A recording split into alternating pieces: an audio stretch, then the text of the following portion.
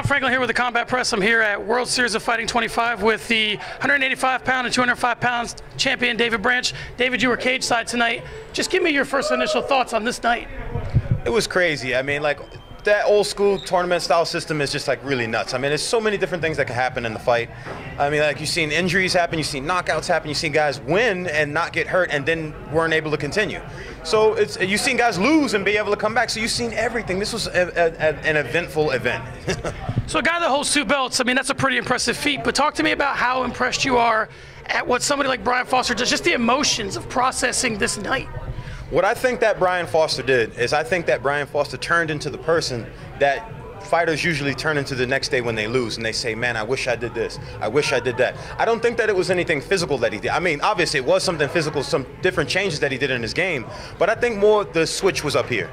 He went back and he already had those emotions. He was already Monday morning quarterback and saying, I wish, I wish. Now he's got the opportunity to do it, you know?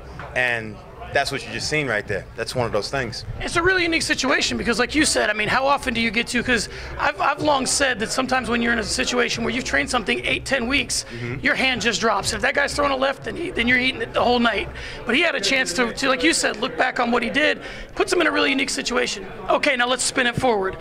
Brian Foster, Justin Gaethje, it's the fight people have wanted for a while. Certainly Brian Foster does. Justin Gaethje's heard everything that Brian Foster said. That's who he wants. How do you see that fight? That's a tough fight. I mean, good stuff. That's a tough fight. I see that fight being a war. I see that one being another war. I see it being it could be either a war or it can be a technical fight. You know, I don't think that Gaethje is going to be going out there, you know, just recklessly with a reckless abandonment trying to swing and for the fences and try to get knockouts. No, he's a skillful fighter. You know, people don't really see like the little intricacies that he's doing, his techniques. They think that he just eats punches and gives punches, but he doesn't. He rolls with the punches and he's setting you up. He's watching you, and he's very confident. Brian Foster, another guy, he's got ground, he's got wrestling. He's been around the block. He's over 30 fights. So, I mean, this is going to be an amazing fight. I can't wait to watch it. Odds are it'll be here, so we'll be coming back here. Justin Gaethje sells this house out like no one else. So, just kind of give me the final sentence on tonight.